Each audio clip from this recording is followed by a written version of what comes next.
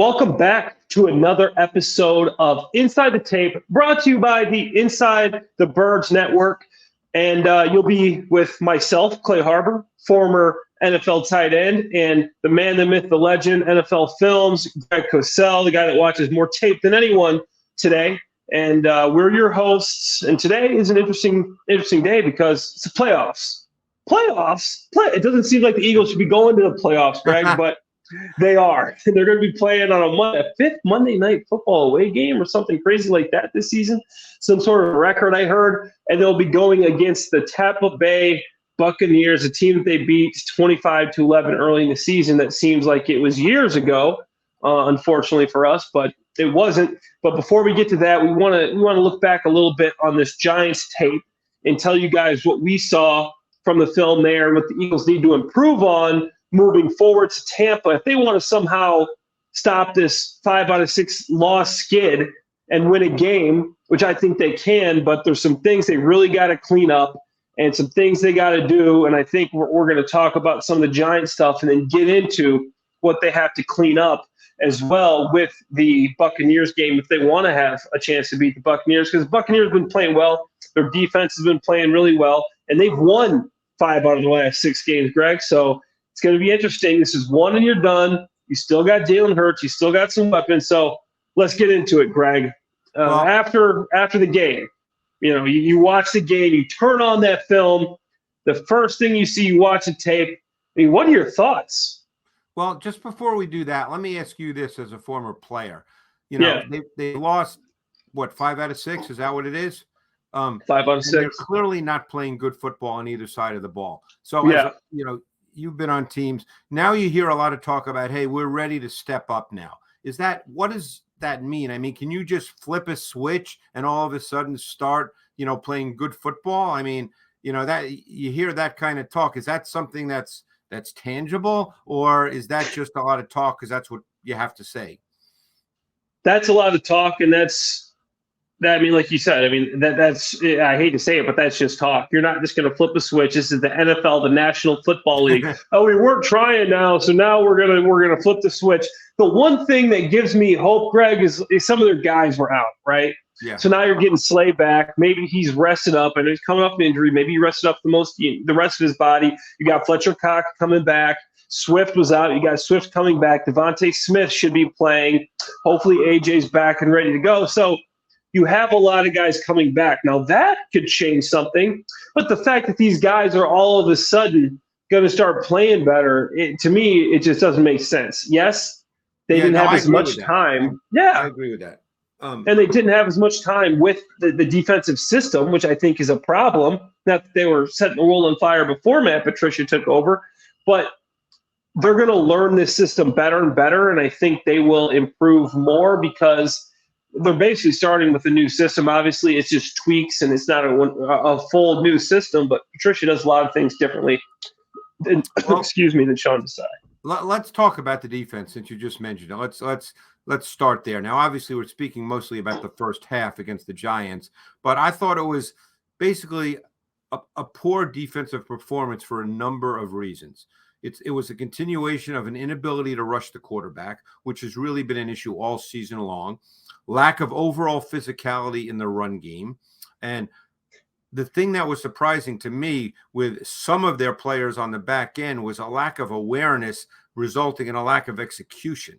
I mean, just unaware of routes, eyes in the wrong place. I mean, I've been fortunate in my career, Clay, that I've been to training camps, so I've been able to sit in on meetings and always hear, I've sat in on defensive back meetings and hear coaches always talk about eye discipline, particularly in zone, we're speaking, obviously. Where are your eyes? And your eyes are a function of the splits by receivers and the coverage you're playing. So your eyes, if you're a deep player, your eyes should not be in the backfield. If there are reduced splits, you have to be aware what that means as far as potential route concepts. And I thought that there were plays in this game on the back end where players we would expect, like Blankenship, they just were not seeing things the right way.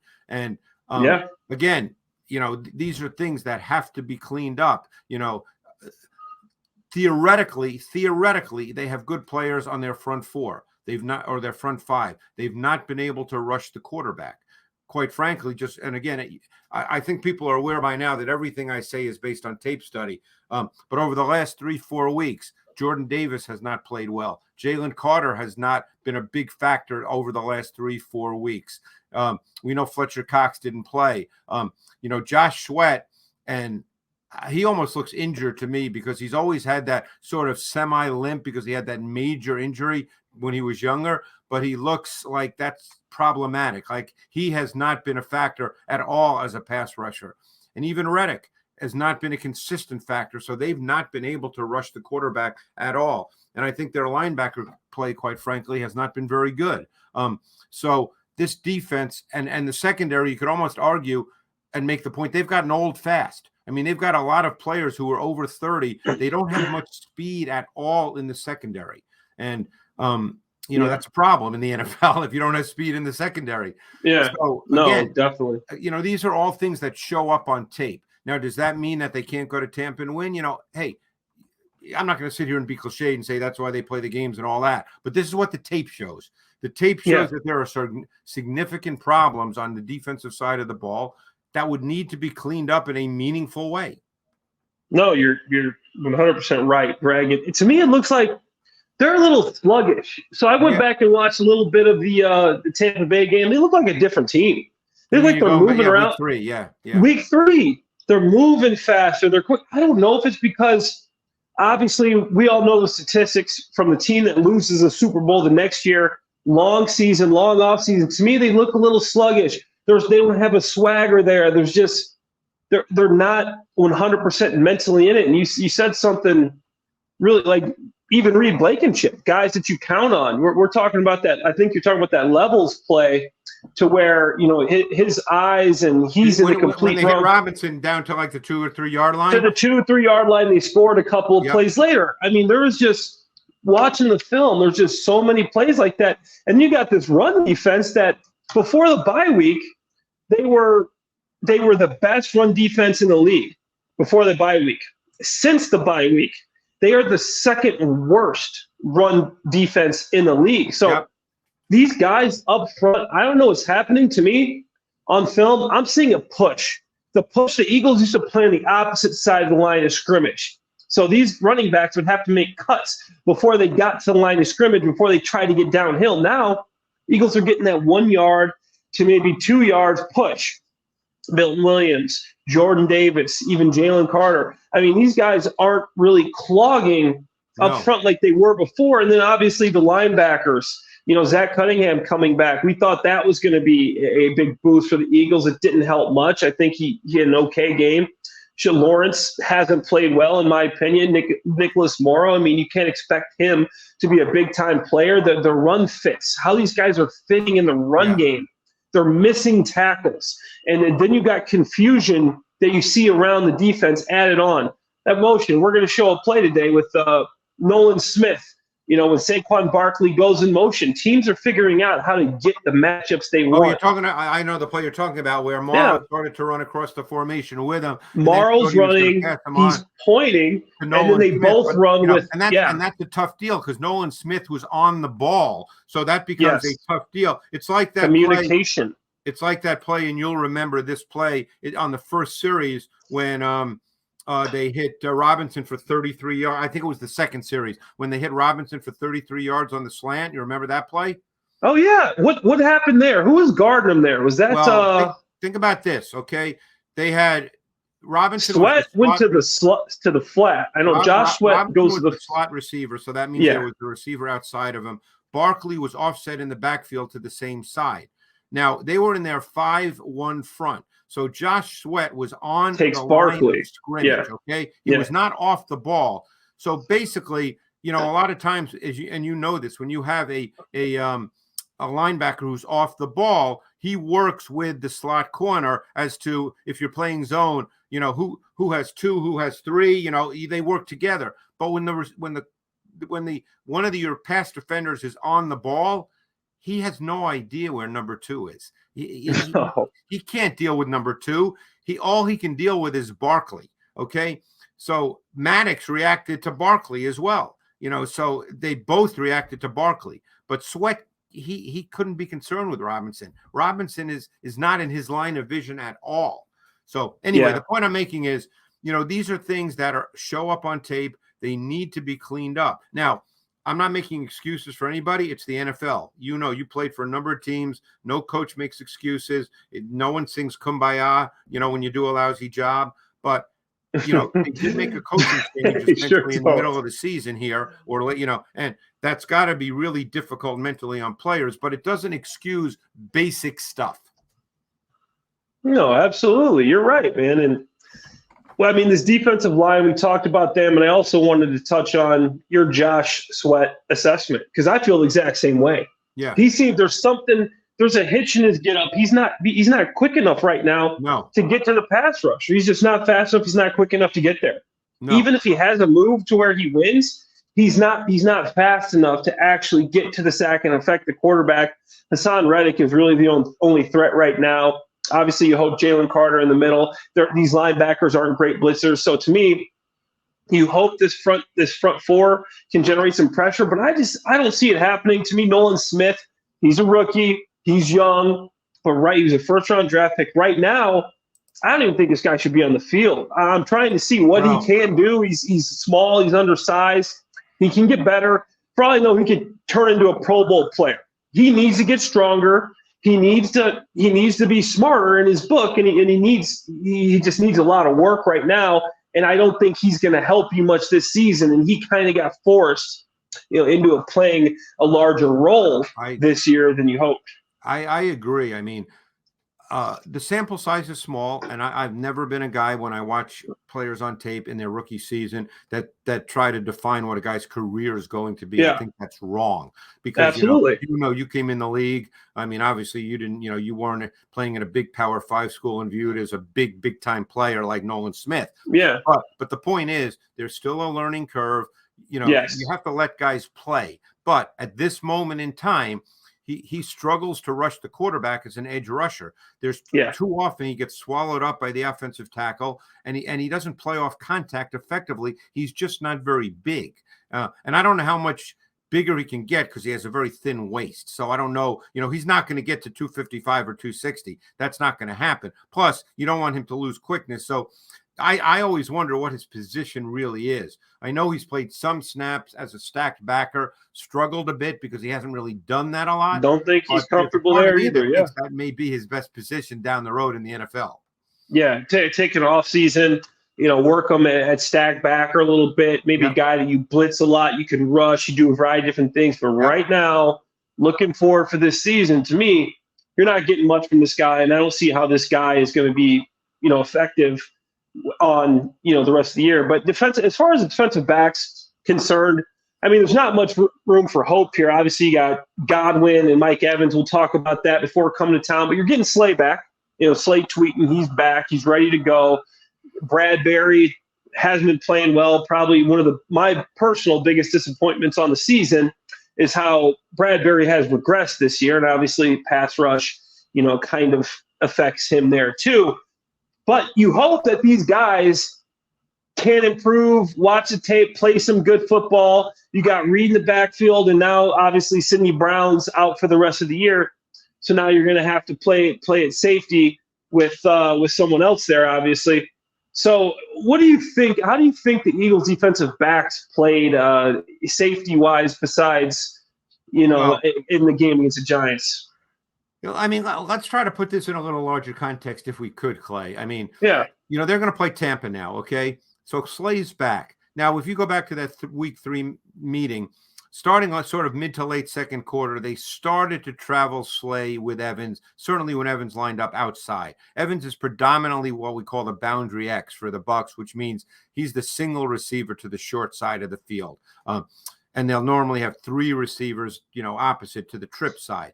And Slay started to match him when he did that. Now, Evans doesn't always line up there, but when he did, Slay matched him. The question is, when they go to their dime, which obviously Matt Patricia believes in more than Sean Desai, who's the other outside corner? Because they've been bringing Bradbury inside to play, inside in the dime. So is it going to be Ricks or Ringo? Are they going to rotate, as essentially they've been doing to some degree? So that's an open question right now. We don't know the answer to that. But any way you cut it, they don't really have any speed on the back end.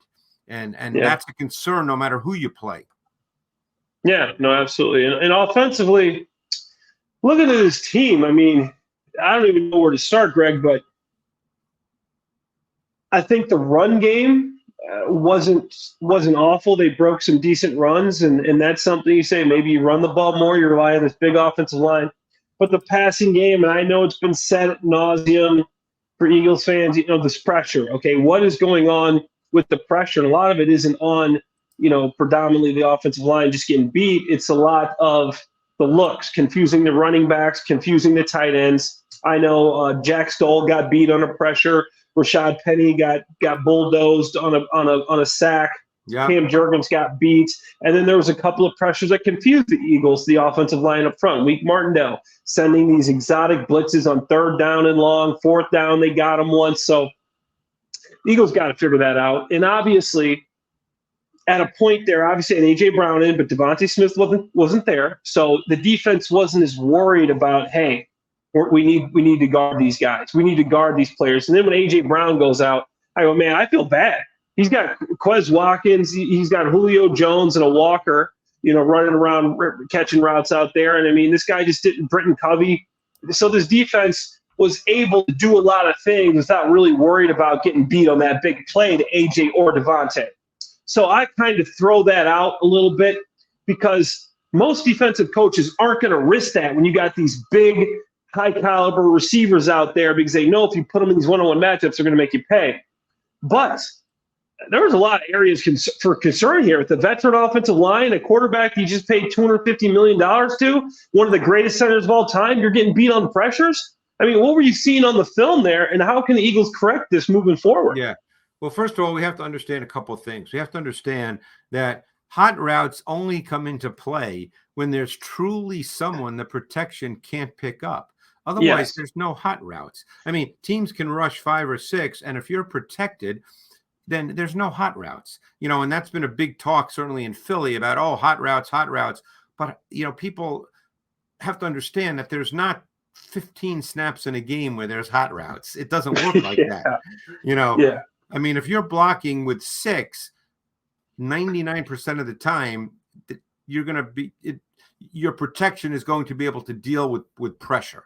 Now, the Bucs happen to be very good, Todd Bowles, at creating free hitters, and that's something that they have to be aware of. But I tell you what, I'm going to tell you what I saw watching that tape, and I thought it was really bothersome. Okay, because your quarterback has to show awareness of the other team's fronts and pressures. It's incumbent upon Jalen Hurts to recognize fronts and pressures and react accordingly. You rarely ever, Clay, saw him speed up his drop tempo or show an understanding of what routes were early winners. He just didn't seem to be aware. And at some point, he needs to be aware of that. When you play the Bucs, just as when you just played the Giants, you have to be alert for pressure literally on every play. That's what Todd Bowles does. They have the 2nd or 3rd highest blitz percentage rate in the National Football League. And they also have, I believe, 16 of their 48 sacks have come from non-defensive linemen. So you have to be aware of linebackers and secondary players. And as you know, when the offensive center, and Kelsey's a Hall of Famer, but when he gets down in his stance and he calls a lot of the protections, but he can't see Antoine Winfield when he's 12 yards off the ball. That centers, they're not built like that. So your quarterback, even when you have a center call protections, every team that goes with a center that calls protections tells the quarterback that he can override it if he sees something, because the quarterback can see everything. So Jalen Hurts has to be mentally at the absolute top of his game against a Todd Bowles defense. Yeah, Jalen Hurts he's got the 4th most pass attempts under pressure this year. This is definitely something they really got to figure out and do it quick. And the thing that I noticed the Giants were good at and Wink Martindale is known for that, and Todd Bowles too, is they're really good at simulating the pressure. So Yeah. they make you think, like, and I'm sure you saw some tape. So the D lineman that drops, right, or the linebacker that drops, he's going to take 2 steps and make it look like he's blitzing, and then he drops out, bails out, and gets into coverage, right? So now the offensive line or the running back thinks that they have to take him because they think he's blitzing. They go, oh, I got to take him. Now he drops out, and then there's a free hitter coming on the edge because they got to take care of the inside first, the middle first. Now you can't get to the edge. So you got to get rid of those situations. And one thing that does put pressure on those situations, Greg, and I didn't count how many motions they ran. I don't got the numbers on it. I know you probably do somewhere, but if you start getting into some motions, you're going to be able to tell what they're doing in some of these situations. You start putting in exotic pressures and motions, you get into hurry up. You figure out different ways to beat these, so they can't even line up in them. Because you don't even want them to line up in these blitzes. I think those are 2 phenomenal points, Clay. We know they're not a big motion team, but you talk to defensive coaches, which I have around the league, really respected ones, and they'll tell you that one of the things motion does to a defense is it limits your calls and it shrinks your menu, and so you can't do as many things. And I loved your point about hurry up. We could well see that, and it doesn't even have to be hurry up. It just has to be no huddle. You can determine what the tempo is. There's 3 kinds of no huddle. You can snap it right away. You can snap it kind of mid-range, or you can literally wait. But the point is, the defense doesn't know that, so they have to be ready for a snap at any time, and they can't do as much disguise and movement pre-snap as they might like to do. I had a cup of coffee in New England. I didn't play with them long. I was there the offseason, the OTAs, the training camp, and 5 games during the regular season. But learning from, at that point, obviously, Bill Belichick, Josh McDaniels, Tom Brady, these guys, is Brian Dable was my tight end coach. Obviously, the head coach the Eagles just played. We didn't want to deal with this. So we're going to get on the ball, okay, in second down, and we might go up to the line with 2 play calls. Right. Okay? We might go up with 2 play calls, or obviously Tom Brady has a number of calls you go into the game with saying these are our third down calls. The call could be, I got my book, my planner right here. It could be planner. So you run the second down play. Now it's 3rd and 5 instead of getting in the huddle, calling the play, and letting them set up this exotic blitz. Hey, planner. Okay, you go to the line. You don't get them time to set up this blitz, to set up all these disguises, these fake rushers, drop out. Now you're on our tempo. Now you're reacting to us, and that was something that Tom loved to do. Dable, McDaniels, and those that we'd go into games with those calls, and it was a little bit more than I'd experienced before, because I played for 6 years in different teams. Come like, wow, not a lot of teams, but that's the reason they were so successful. You start building these things and realizing if you play on your tempo, these teams are reacting to you. You limit, like you said, their menu shrinks. Now, like, okay, we just got to get the call out there. They're going hurry up. They're not setting these blitzes. And to play off your point, which is phenomenal, from film study what your opposing defense is going to be, what we call their default defenses. So in other words, if you go hurry up or no huddle, you don't have to go hurry up and no huddle, get up to the line. That they're going to be in one of 2 defenses based on your film study, because they're not going to be able to do all their stuff. So they're going to be in one of 2 defenses that you've seen on film when you studied all their tape. And then, that's one reason. I always believe that one reason, and there were many, why a Tom Brady, a Drew Brees were so great, is because they would win before the snap of the ball. They knew what they were dealing with before the ball was snapped. Greg, even on 1st and 2nd down, I remember when I first got to New England, I'm playing with a rookie quarterback the year before, second year, Blake Bortles. So Blake come in, all right, green right, 373, Y stick, X go, on one, ready, break, whatever. We go to the line. Okay, now I signed with New England. I had a chance to go back to Jacksonville. They offered me a better deal, and I had a chance to people like, why'd you go to so many teams? I go, I could have stayed in Jacksonville for another 3 years if I wanted to. I chose to go to New England, and I took that deal, ended up signing with the Patriots. I wanted to play with Bill Belichick, Tom Brady, Rob Gronkowski. They had signed Martellus Bennett. Why do you want to go to a tight end room with all these guys? Obviously I believe myself. I get there, And first off, the extensive playbook was incredible. The hurry-up calls they had was incredible. Most teams have 10 to 15, maybe one-word calls. Patriots had like 80 that you just had to know. But I'm saying all that to say the way the tempo in the huddle, Tom gets in the huddle, it sounds like an auction. Yeah, I don't know if you've ever been to an auction, Greg. Green at 373, 1 1. I go, what did he just say? Right. I'm looking around. I go, did these guys? So he can get to the line of scrimmage, find a play where Tom doesn't have a motion or a shift. Find me one. He has a motion, a shift. He gets the line as fast as possible so he can see what he's doing. He's gathering all this information with these motions and shifts so he knows what to get into. You got a team that's doing all this exotic stuff on third down. Yeah, okay, we're hurrying up to the line. He's moving this guy here. Now they're reacting to us, and that is something that you need to do if you want to be a consistently great team in this league, and especially when you're giving up these third down sacks. Don't even get in that situation. Especially teams that blitz a lot, and especially teams that use second and third level players in particular. Antoine Winfield has 6 sacks, Clay. Now, that's not the most ever by a safety, but that's like 4th or 5th all time by a safety. And you know, you have to be aware of Antoine Winfield. And if you play slow and you huddle they just set up their defense. And he's licking his chops because he just saw that the Eagles gave up a sack to a safety this week. It was untouched. Hurts just basically tosses the ball to the side. He's like, man, I don't even know what's going on. And that one was on Hurts, actually. You know, there was a perfect example. The protection could not pick up Belton, who, by the way, came from distance. It wasn't as if he was on the line of scrimmage. He came from distance. Hurts had no idea, and so therefore he didn't speed up his tempo at all. And he just got sacked. But it didn't look like there was even a hot route because none of the receivers, that was the only play. People were talking about the hot routes and stuff. That was the one play that I saw. I go, there had to be a hot route because they didn't have it picked up like you were talking about. And to me, I was looking at the receiver. They should have, like, Hurt should have noticed that, maybe call audible. We had different ways of handling stuff like that. Yeah. I mean, it depends. Like, some of it was built in where the receiver had to know, or that the quarterback would make a call when he saw it and you would know. So it all starts with the quarterback. I don't know exactly where they went wrong.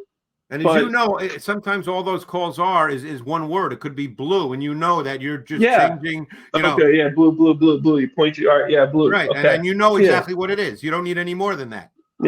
Yeah, absolutely. Well, let's they have to deal with it. But I loved your point about no huddle, and I loved your point about what was the other point you made? I can't remember. The motions. Motion. Yeah, but they're not a motion. It'll be interesting because motion is such a critical part. You know, the top 6 teams in the NFL that, in terms of deployment of motion, movement at the snap of the ball, are all in the playoffs. The Eagles are not one of them, surprised. Obviously, but the top 6 teams are. Well, to me, that shows that you're not studying mathematics. You know, you're studying trigonometry. You're just an advanced level, because that once you get to that level, and I know that the Eagles love the run pass option stuff where they think that instead of, motioning, we can beat you that way.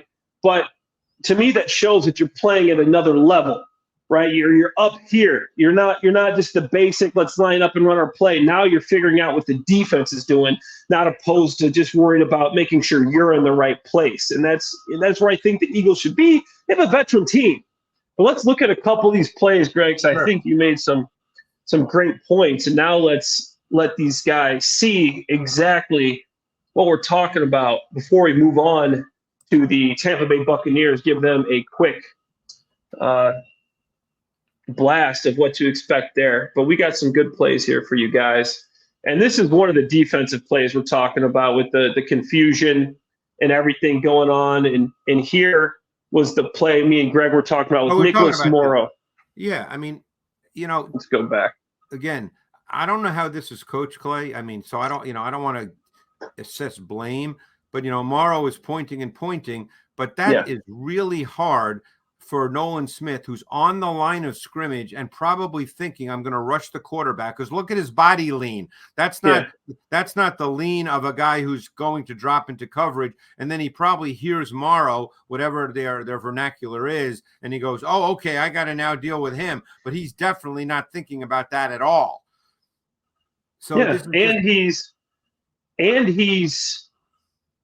and he's fighting through a bunch right there, Right, which makes right, it even harder. right. This is dang near an impossible play. Yeah. So again, I don't want to assess blame because I don't know how it's coached, but for Morrow to be trailing Barkley on his motion across the formation and then try to pass it off, that's a really hard deal. Yeah, no, I'm with you there. All right. Yeah, so that's the first play, and let's show you guys another one here. Hey, it's Jeff Mosher. I love the fall because football's back, but it's also my busiest season between work, kids going back to school, youth sports and activities. There's just not enough time, especially to make a good home-cooked meal. That's why I love HelloFresh. HelloFresh delivers farm-fresh food with pre-proportioned ingredients and seasonal recipes. 3, 2, 1. Hey, it's Jeff Mosher. I love the fall because football's back, but it's also my busiest season between work, kids going back to school, youth sports and activities. There's just not enough time, especially to make a good home cooked meal. That's why I love HelloFresh. They deliver farm fresh food with pre proportioned ingredients and seasonal recipes right to my doorstep. No more wasting time at the grocery store because America's #1 meal kit helps make home cooking easy, efficient, and affordable.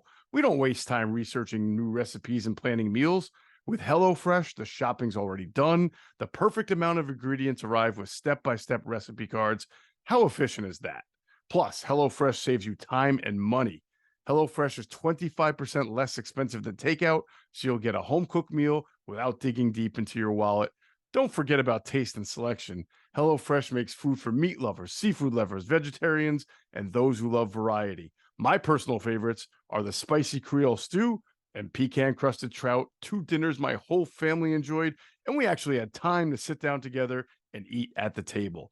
Go to HelloFresh.com/50Eagles and use the code 50Eagles for 50% off plus free shipping. That's HelloFresh.com/50Eagles. Use that code 50Eagles for 50% off plus free shipping. Act now for America's #1 meal kit. The reason this is getting so overblown right now is because, I mean, there's been so many situations here, and, Jurgens might not have had the worst game, but these guys are taking turns getting beat, and then you have the mental errors, and now it feels like every possession there is pressure on Hurts, who has not been great when faced pressure this year, and you see Jurgens. He's 1-1 with Lawrence here. I mean, that's a tough matchup for him. Yep. Yep. Well, this is a tough front to play against, the one with Tampa. They're a difficult front. They've got a lot of pressure schemes, but they can also win one-on-one. Vita Vea is a load inside. They're a difficult team. They're a really good run defense. People are probably going to say all week, oh, they got to run the ball more. But you know what? Yeah. Oh, here's the play we were talking about, the one to Robinson. Yep. This is just flood. Okay, this is not a difficult concept. It's flood. No. And then when Robinson motions inside, Blankenship, he's staring into the backfield, and his eyes cannot be there. No. I wonder I think the slight motion and the switch release maybe threw him off a little bit. It wasn't even really a switch release. I'm trying to figure out, like, Blankenship, you watch the tape, you have to know this is coming. I mean, it's 3-by-1 set, high alert for the flood in this down distance. This is particularly then when you get the reduced splits with the stack release. Oh, yeah. Because that's what you essentially get right here. Yeah. Yeah, no, there was just a lack of awareness by Blankenship. His eyes were in the wrong place. He had no awareness of the routes. And, everybody runs this. It's a 3-level stretch. It's flood. That's what we call it. You got a vertical route, an intermediate route, and a flat route.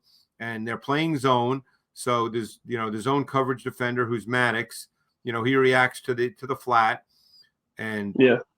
There's no one, Blankenship, whether he would have been in position to play it or not, we don't know the answer to that, but that's not the point. The point is he's totally unaware of it. Yeah, this is and this was at a point in the game where the Eagles thought they still had a shot. Yep. At that second seed. The Cowboys, you're a starter. To get beat on this day one install flood concept to me is very concerning. Yeah, to be unaware of it is really concerning. Yeah. All right, and here is another pressure, and I think this was fourth down, Greg. So Yeah. here's what happens on fourth down. This is just a little game. So talk us through this. Yeah, well, they show a 5-man front. So this is a long stunt. These are tough. This is a long stunt if we see it again. So Okereke is going to loop behind actually 3 players. So that's hard. So theoretically, but this is hard. Theoretically, it's on Mailata, but he is not thinking at all about Okereke right here. But the interesting thing is, and I don't know how Stout teaches it, but when you get such a hard rush inside by a defensive end who's outside of you, I think you have to have some awareness that there might be a stunt, because why would Thibodeau go so hard inside when he's starting outside you? Antennas go up, and for a guy like Mailata and watching the film, the Giants have showed this before. It's difficult. This isn't easy, but you're Jordan Mailata. You're supposed to be one of the best left tackles in the game. You guys got to say, hey, alert twist. You see the linebacker mugged up right there? Yeah. Alert twist. Hey, he's looping. Alert the loop. 100% right. Pass this off. Hey, alert. Okay, we see the linebacker. Okay, big possibility. He goes inside. Okay, we got to be ready for that. And you got to be ready for that. That's a great point about the line. When you see defenders, the linebackers, obviously mugged up on the ball, that just like you said, alert. You have to be aware of these things. There's only so much you can do from that place, and then here's another. This was the one where Jack Stoll just got beat, and we got to show you that it's not all based off of mental errors. Jack Stoll gets beat inside, and also there we go. The pulling guard there, Dickerson, I believe that's who it was. They had him working across the formation, and he was trying to pick up Simmons, and that's a hard deal. Yeah, he gets beat there. Yeah. So a lot of reasons we're seeing for these pressures right now. I think I got one more clip for us. Yeah, they just have to be so aware of pressure, Clay, and that has to be buttoned up. And that's why I loved your point about motion and no huddle, because that is a way to really minimize and shrink the blitz menu, as it were. Yeah. All right. Here's the sack by Belton, right? Yep. See, this is one we talked about, and I wanted to show the depth here. He does not increase his tempo. He's unaware of this. Well, here's where I think, you got to be aware. Like you said, you got 3 receivers over here. You just got the one right there. Okay. So one of these 2 are definitely coming, in my opinion. Maybe you got someone staying to guard the running back, but that's high alert. High alert right here. You got a 6-man front. It's a man look. Yeah. It's a man look. Yeah. So somebody's got to be aware of that. Well, you got to wonder why Belton is standing where he is. That's the thing. Yeah. Why is he that close? Why is he there? All these things should start putting up antennas. The key word, and I love it, is alert. You have to be alert and aware of these things. And the Giants do a good job of stacking. He's in there. He looks like he might be rushing. He's actually got Stoll man-to-man. So and the Bucs are going to be. I mean, the Bucs do have different concepts, but they're going to blitz a lot too. Yeah. I mean, there's a stunt as well here to clear the edge for Belton. But that's one of the plays we said you might actually need a hot route. But you guys see the pressure. You see the problems there. Quickly, Greg, let's give a little bit of a preview. Obviously, the Eagles played the Buccaneers earlier in the year. I'm not sure how much that game matters, Clay, given what's happened. But I will say this. I will say that this is a game where you'd really like to see the Eagles pass rush again become a factor. It's not a very good O-line. I've looked at a lot of Baker Mayfield dropbacks throughout the entire season. They struggle in both one-on-one protection. They have a lot of problems with stunts. A lot of teams line up in what we call loaded fronts and double mug fronts because it creates problems for their protection. Baker is a quarterback that he can be very rhythmic and very comfortable and very good, but if he has to get late in the down in the pocket, he tends to play fast physically and mentally. You have to try to speed him up. So pressure, however it comes, pressure must be a factor in this game. If Baker gets comfortable hitting that back foot and just delivering the football, then he can be really efficient.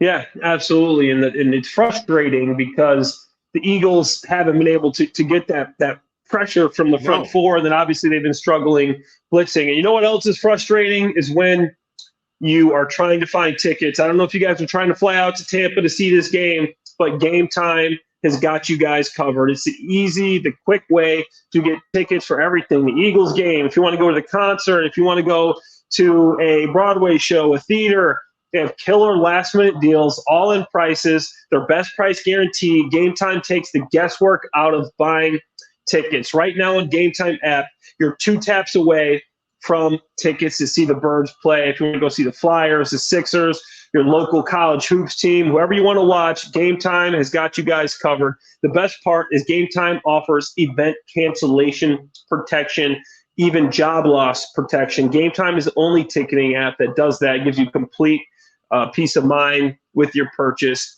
They're all in prices, show you the total up front, and you can see the view from your seat. You know what you're getting up front, the total. It doesn't say $50. You click on it, all these fees, $100. It tells you right away what you are getting, and you get to see where you're sitting. If you go to Tampa, if you're going to that game, you don't want to be sitting next to that cannon in Tampa, right? Because that thing might be going off a lot the way the Eagles defense is playing.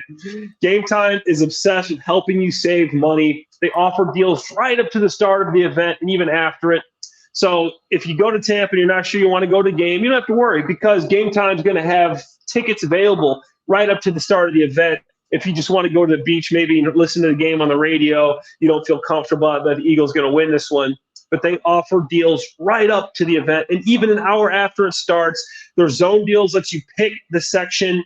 Game Time has the best seats with the best saving. The Game Time guarantee, make sure you get the best price. If you find tickets in the same section and row for less, Game Time will credit you 110% of the difference. That's pretty impressive. Download the Game Time app, create an account, and use code BIRDS for $20 off your first purchase. Terms apply. Again, create an account and redeem code BIRDS, BIRDS, for $20 off your first purchase. Download Game Time today. Last-minute tickets, lowest price guaranteed. But, Greg, this Tampa defense has been playing really well as of late. What are you seeing on that side of the ball? Well, they have everybody back, first of all. They're going to blitz. Their corners are back. They're big physical corners that can match up to the Eagles receivers for the most part. Winfield is, to me, one of the 2 or 3 best safeties in the league with the versatility he brings to the position. He can play on the back end. He can play in the box and play the run. And we know he can blitz. He has 6 sacks. They're tough up front. They can rush the quarterback. They've got speed. They've got power. This is a tough defense to play against. So we'll see what happens, but this is a tough defense. Yeah, tough defense. And, to me, I think the Eagles got to establish the run here. Hopefully they have both their big receivers back. They can stretch the seams. They got to do a better job of covering. And what we just showed you guys, they got to be on the same page as far as protections are concerned because Todd Bowles is going to test that out. Oh. He saw what Wink Markendale did. He goes, okay. He said, I see we can confuse these guys up front. We can win our matchups inside. We get some one-on-one matchups inside. We can win those. We can confuse their running backs, their tight ends, their quarterbacks. So he's going to bring some pressure. He's going to elevate it a notch because he wants a playoff win badly as far as Todd Bowles, especially against the Eagles, a team he used to coach for many years ago when I actually played for the Eagles. Greg, anything else that you want to add about this Tampa Bay Eagles matchup on Monday Night Football before we let these guys go? I just think it's worth mentioning Chris Godwin, who's a really good player. Everybody knows about Evans, who's been phenomenal his whole career and still is. But Chris Godwin is a really good player. He plays both outside, but more so in the slot. And the Eagles are going to have to deal with him in the slot. He's a really tough player to match up to in the slot with his size and his savvy. Yeah, another thing I wanted to say is they need to have big plays, create explosives, and they got to stop giving up explosives. I mean, if you look at what they were able to do through Miami week 7, they had 11 more 25-yard plays than they given up. So they were plus 11. Since Miami, they are negative 17 on those plays. So you see it. Stop explosives, get explosives, good things will happen, and that's how you see a positive offense. And that was good stuff today, Greg, and we want to thank you guys for sticking around listening to that episode of Inside the Tape, brought to you by the Inside the Birds Network, and we will catch you guys hopefully next week after an Eagles win and playoff win going into a divisional round matchup. So we'll see you guys next week. Fly, Eagles, fly. Be sure to check out our friends at phlsportsnation.com. They're enhancing the fans' experience with their coverage of all Philadelphia sports teams. For the fan, by the fan is their motto. So make sure you check them out at phlsportsnation.com and on Twitter at phlsportsnation.